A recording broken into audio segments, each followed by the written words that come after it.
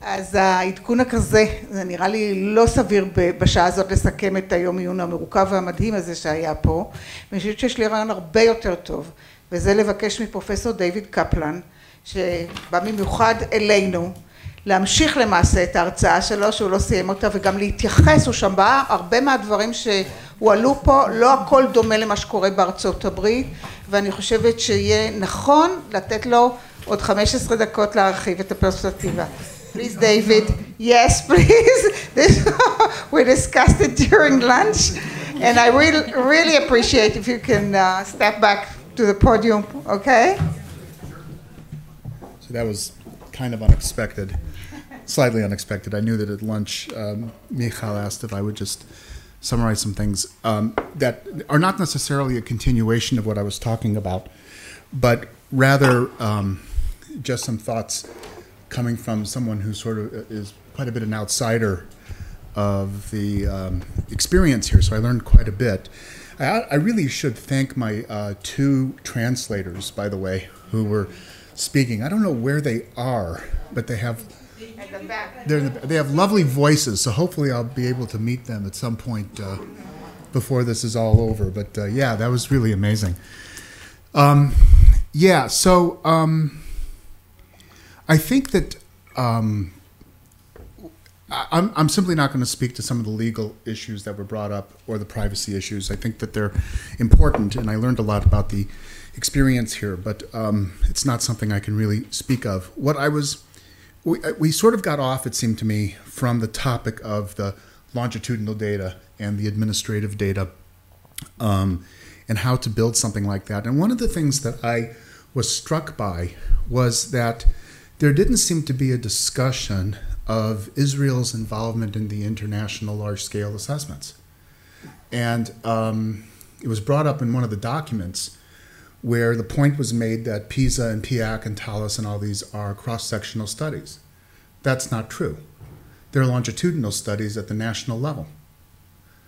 And there's no reason why they can't be treated as longitudinal studies at the national level. They represent studies of trend. They're obtained on very similar populations, sampled in a very similar way. They're longitudinal, not at the child level, but then they don't report out at the child level either. A kid does not get a score on PISA. It's not the way PISA works. Nor it does, and TALIS doesn't have a test for teachers. These are about population distributions. So it was very interesting not to hear a discussion about the fact, but at the same time, there was a discussion about the fact that there's just no really good data in Israel. And I would say that that's not true. There's outstanding data in Israel. You have PISA, PEARLS, TALIS, TIMS, PIAC, and the rest of the international large-scale databases that Israel's participated in since 2002. So you have rich and generalizable longitudinal data at the national level. These national data files, in principle, can be merged, but there's a great deal of methodological work that needs to be done. The data at the student level are not reported. Rather, what's being reported and what one would have to get used to talking about is not how individuals change, but how population distributions change and how subpopulation distributions change. Israel has a sampling scheme, as does all the nations that participate in these international large-scale assessments that allow for subpopulation distributions to be followed over time as well. But there seems to be much methodological work to be done. By the way, these population distributions are not individual scores. They're plausible values of possible cognitive scores that kids can possibly get. So you're not reporting on some particular child's score, but rather a distribution. And the way that's handled, by the way, if you're not familiar with this, is that in the context at least of the assessment of the cognitive skills, math, science, and reading, not every student gets every item. They have a rotation design. That rotation design, by definition, makes it impossible to be able to say what a particular child did, because you have much less reliability. But rather you have broad content coverage in these situations. So what are the methodological concerns? Well, first of all, you have to get used to the idea that this is a trend study and that it's useful in its own right, that it's not longitudinal in the sense of the ECLSK that I was talking about earlier, and that the role that of interest is changes in population distributions over time. So it is longitudinal, but of a different kind.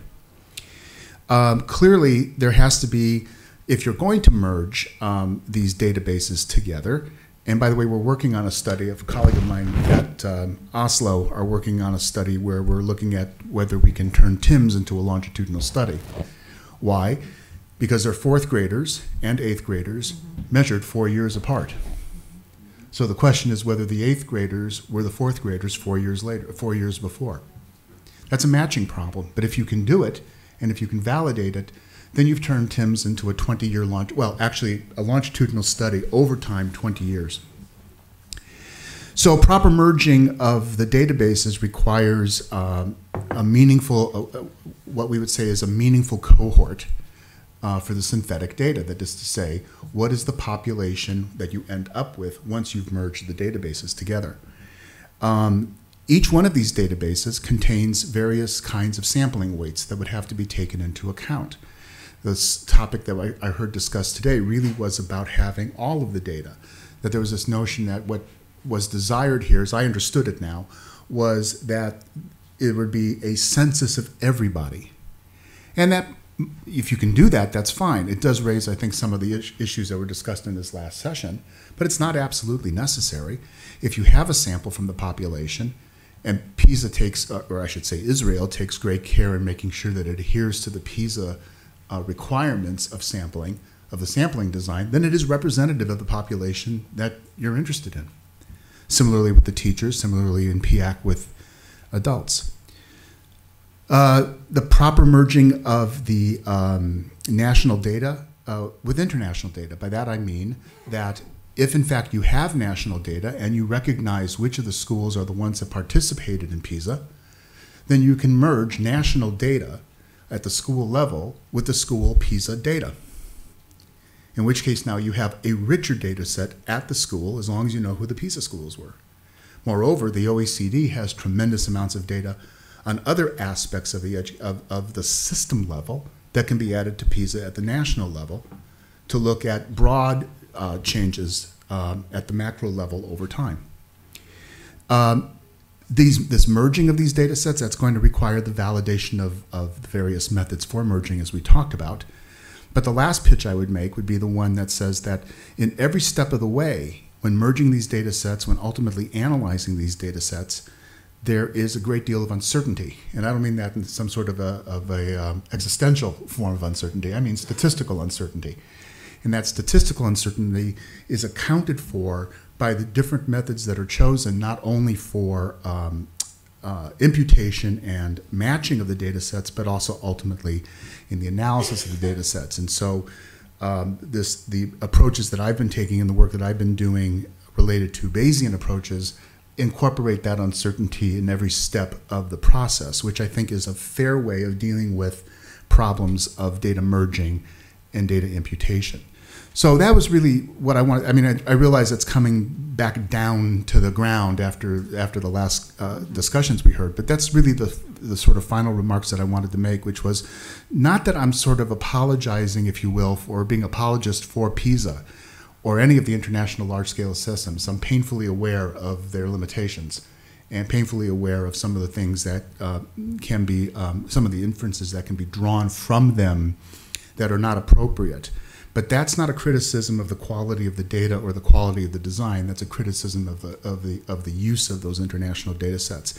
But I guess what I would probably say, and to close it up and let Michal finish, is that don't forget that Israel is involved in these data collection efforts in a very big and very expensive way, and that this could very well be the mechanisms by which you have national data at your disposal that is in fact longitudinal at the national level. So that's all I really wanted to say. Thank you again for having me. Thank you very much, David. This was very helpful and very relevant. Maybe you want to describe what you're preparing? Yeah, briefly, because it's relevant to David's comments on how to use data. Yes, you can speak in Hebrew. Maybe I can show No, there's no time to show, just describe.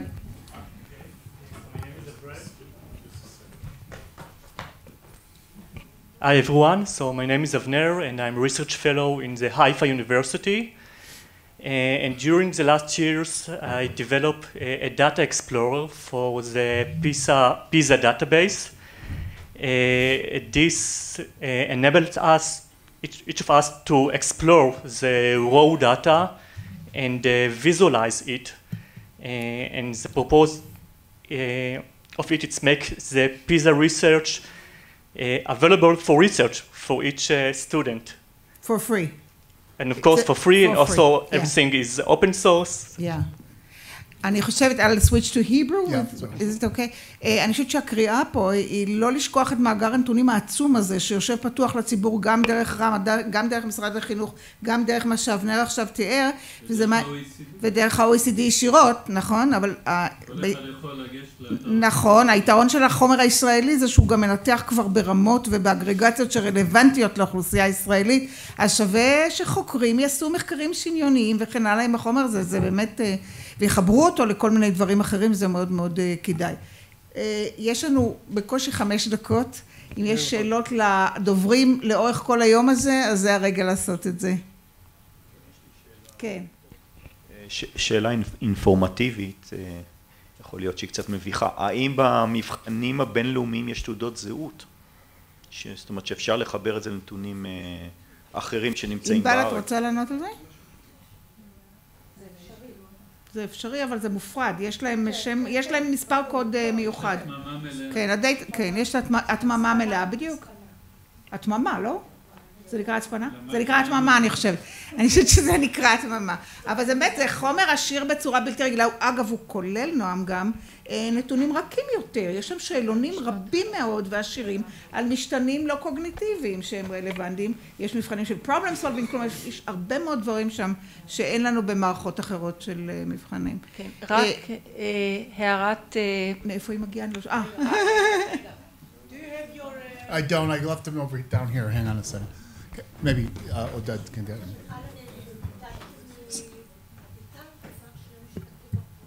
Sorry.